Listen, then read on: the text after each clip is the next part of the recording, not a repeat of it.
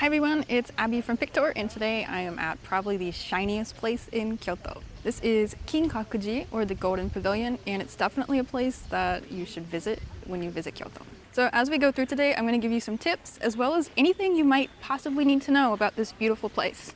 Because usually signage and everything is in Japanese, but there's a lot of really cool stuff here that I think you can enjoy. First stop for me is always a bathroom. So right when you come inside, if you make a right, here's a bathroom and ice cream. Ice cream has gold flakes on it. Oh my gosh. Maybe it's from the building itself. You're eating the actual building. It's super hot right now. I would really go for this. Maybe no ice cream at 10:30 a.m. So Kinkaku-ji is a really easy thing to add into your schedule. Honestly, going around this whole place can be done in like way under an hour.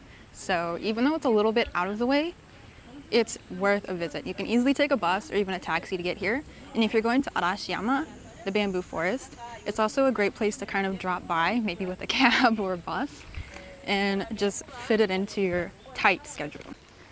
So, left the bathroom, walking forward and going through this big gate. The admission fee for Kinkaku-ji is 500 yen for an adult and 300 yen for a child, which is super cheap, especially in American dollars. So this place was originally built in 1397, which is a time that I cannot even conceptualize in my brain. That feels like so long ago. But it was originally built as a retirement villa for a shogun, Ashikaga Yoshimitsu. And you can see behind me, look at all this really cool architecture. So in case you haven't watched the drama, shogun is the term for a military leader. And this was at the time when Japan was ruled primarily by the military. So when Yoshimitsu built this place, there really was not much out here. And he wanted to create a beautiful countryside villa where he could also showcase the grandeur of the Muromachi period's architecture and culture. So that's why he built this place. But he passed away in the beginning of the 1400s, and according to his will, he wanted this place to be turned into a Buddhist temple. So that it was. So now today, that's why it's called Kinkaku-ji, or Kinkaku Temple. Fun fact, this place is actually called Rokuonji, which means the Deer Garden Temple. Let's get us some tickets. Let's hope I have enough money. 500 yen. Got my ticket. It's got a lot of words on it. I like that every place has a very different ticket when you go to visit in Japan. Some of them are really pretty with like artwork or pictures. Some are like this, which is more traditional looking. So when you get here, you basically walk into a mist. Now that I've fogged my camera up, when you arrive, you'll walk right into the beginning of this really cool garden. So this kind of garden is called a strolling garden. And the main point of this garden, besides being beautiful, was to connect the outside world to the inside world without making this place feel like it was super cut off from everyone else. He wanted it to feel connected and really flow. And that's what this garden serves to do. And this whole place is a garden. And once you walk around the corner, there she is. So before you ask, yes, the gold is totally real. However, we're not sure if the original building had this much gold or if when they have renovated it, they added more gold. So you might notice how the pavilion has 3 floors. Each floor actually has a different meaning and a different purpose. So the first floor was built in a traditional style, and this floor is called the Chamber of Dharma Waters. And it was built in the style from the Heian era of imperial palace design. This is a very traditional style that the Japanese developed when they moved away from the style of the Chinese in the 9th century. The second floor here is called the Tower of Sound Waves. And this floor was designed after the homes of the warrior class, also known as the Bushi. This floor also has a Buddha hall as well as a shrine to Kannon, who is the goddess of mercy. And you'll see a lot of Kannon as you travel around Japan. Other great places in Kyoto to see more about Kannon is Sanju Sangendo Temple as well as Kiyomizu Temple, the latter of which I go to on my tours. The final and top floor is called Cupola of the Ultimate, and this was styled after Zen Buddhist architecture. At the time that this place was built, that was really the style, is a Buddhist-influenced Zen garden-type architecture. So the phoenix is a symbol of eternal life and power. And they put it there in hopes for a peaceful world without conflict, which maybe is not going so well. So this place actually has a really crazy story, and that's that it was burnt down in only 1950, and by no other than a novice monk So the monk was only 22 years old, and after he burnt this place down, he would run to the hills, tried to end his life. He failed.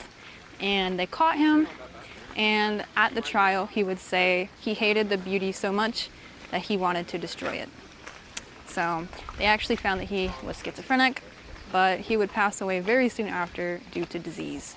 So this building was actually restored in 1955, but it was totally destroyed. It's also burnt down a few other times due to separate reasons, just like almost everything in Kyoto was burnt down during the Onin War, unfortunately. So this pond is actually called a mirror pond, and it's supposed to be designed after the pond that's in one of the Pure Lands of a Buddha. So Pure Lands are kind of like a Buddha's special domain, where people might hope to be reincarnated because it's a purer place and it's much easier to reach enlightenment there. So if you make a right by the temple, you'll see what looks like a really old tree, and that is correct. It is a really old tree. This tree is known as one of the 3 great pines of Kyoto. So although this tree was originally planted by Yoshimitsu, the guy who started this place, this one has been replanted and is only 600 years old. And even though I say only, that's like really old. So whenever you come here, there's always going to be a lot of people here, but it's really not that bad. And right now it's 11:30. So just expect people, but I don't think I've ever seen it so crazy that I couldn't like get pictures or at least enjoy walking around to some extent. This place is also open from 9 to 5. Do not show up in the late afternoon, evening expecting to see the Golden Pavilion. It is closed. You can see the back side of the pavilion, as well as just how beautiful the garden is. So this is the place where they used to dock a boat. So imagine getting on a little boat and being able to ride around this pond. Talk about the dream. So if you've ever wondered why a lot of traditional gardens use these pine trees, it's because pine trees represent longevity, because they stay green year round. All right, so we are walking up on a place to get amulets. So if you need any kind of lucky charms, this is the place to get it. And if you brought a goshuin, which is a stamp book, you're gonna wanna keep going. So if you don't know what a goshuin is, it's a stamp that you get when you go to a temple or a shrine, and it goes in a special goshuin book, which you can easily get a lot of places in Japan, especially at the temples themselves. Next up, we have a waterfall that I desperately want to jump into. I'm sweating, it's so hot. Please watch my summer in Japan video, because if you come here in summer, you will suffer, but I can help you suffer a little bit less. So this waterfall is called Ryumon Falls. Ryu means dragon, and it's named after a Chinese story about a carp that swims up the waterfall and becomes a dragon. This is a really cute little story. So when you see this is the Galaxy Spring. And it said that Yoshimitsu used this water when he made tea, as well as to cleanse his hands for a tea ceremony. But it's really just a very little unassuming area that looks like you could take a little bath in. So they say the 1 yen is the hardest to get in, so let's try it. 3 out of 3. 3 strikes and we're out. No good luck for me. Make sure when you walk around to really enjoy the gardens as well. So when you get to the second wish place, you'll see there's a little island out in the water, and that white stone stupa is supposed to represent the white snake tomb, which enshrines a white snake, the messenger of Benzaiten. She's a goddess of everything that flows. So anything that flows, like water, music, art, love, this is a good thing to pray for here. I'm gonna make a wish, but I'm almost out of coins. I have very low expectations for myself right now. I've actually never successfully made it in the bowl, so I literally have to get it into this little bowl for my wish to come true. We have another 1 yen. These things are super light, so they're really hard to control. That's why they say this is the hardest to get in. Miss. As we keep walking, you'll see there's a little house up on the hill, and that's where the tea garden is. After you pass the place to make a wish, there's another pretty unique view of the pavilion. It's like the golden symbol of power with the phoenix poking out of the long-lasting pine trees. One might even imagine that the phoenix represents the shogun Yoshimitsu himself. They have postcards, more little things you can buy. So once you get to this point, this is where the tea house is, but unfortunately, it is under construction right now. All right, so once you get to the exit, it's not done yet. There's still more to do. So let's see.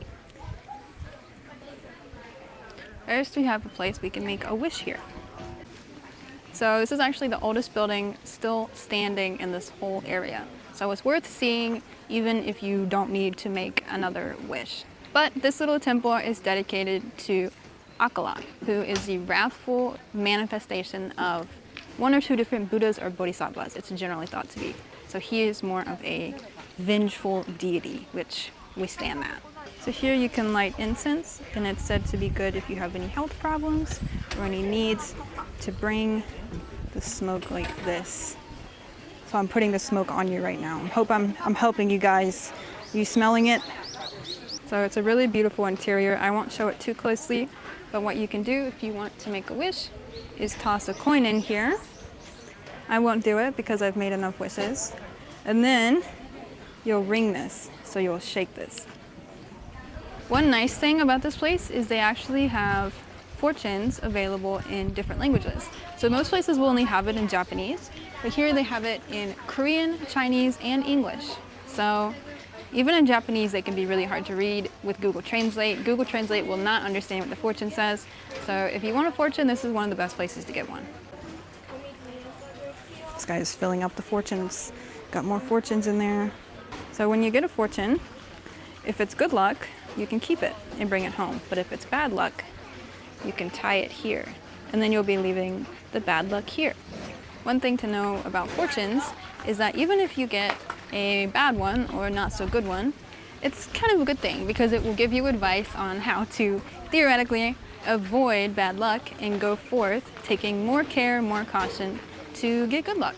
Oh no, they have an ice cream vending machine. That's dangerous. That's really dangerous.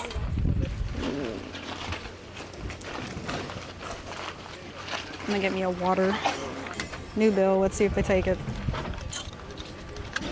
Nice. Japan recently introduced some new bills, so you might see those while you're here, and they are not fake. They're not trying to scam you. They're just new bills, and they look a little bit different. So if you get one, it's actually kind of lucky. They're pretty rare at this point to find. But I got my beverage. This is my favorite beverage. This is Aquarius.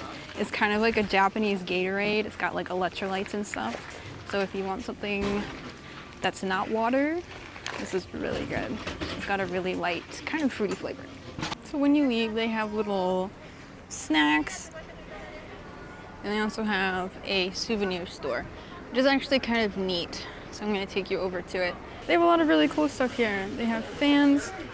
I like these with the pavilion on them. Lots of little souvenirs if you want to get something to take home. That's pretty cool. Nice tie. All right, so you finished Kinkaku-ji. Now what? Well, I have a few different recommendations for you. The first is to go to Ryoan-ji, and that's a rock garden, and I'll be making a video on that soon enough. It's a really short walk from here, or you can take a bus. And my next recommendation is to do Arashiyama before or after Kinkaku-ji, because it's not exactly a walk. Don't walk there. It's way too far for that. But they're both kind of on the west side of Kyoto, compared to like Fushimi Inari, the red gates, and Higashiyama and Kiyomizu Temple, which are on the east side. So you really wouldn't want to do those in the same day if you don't have to. Lastly, if you want to eat a meal in the area or get a coffee, which is where I am going right now, there's a bunch of great places around here to do so. The first place I recommend to get lunch nearby is Omura House. Omura House specializes in omurice, and this is literally a 5 to 7 minute walk if you make a right when you leave, and they have so many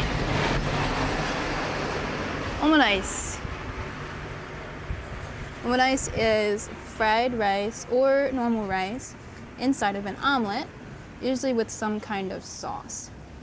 My favorite is either the curry omurice, which has a Japanese style curry on top, or the traditional, which is chicken omurice. So it has chicken fried rice with like a tomato sauce on top. Really good, super reasonable prices. This is only 1,000 yen, or it's like, what is that, $7 US? Place is really cute. I'm on the way to show you the next restaurant, and Pikachu vending machine. How can you like not want to buy from him? Look at him. So my favorite restaurant in the area is here. It's called Hanamakiya, and they specialize in soba. So Kyoto has a specialty called Nishin soba, and Nishin soba is soba noodles in a broth. Learn how to drive. It's soba in a broth with a piece of fish on top. Super yummy, but because it's like just disgustingly hot outside and I don't want to eat that, they have cold soba, even better. Alright guys, I hope you enjoyed my tour today of Kinkaku-ji. Please check out my tours here, which you get more than a tour. You also get professional photography the whole time. You will get so many pictures to take home and enjoy of your trip. Don't forget to like, subscribe, and I will see you in the next video.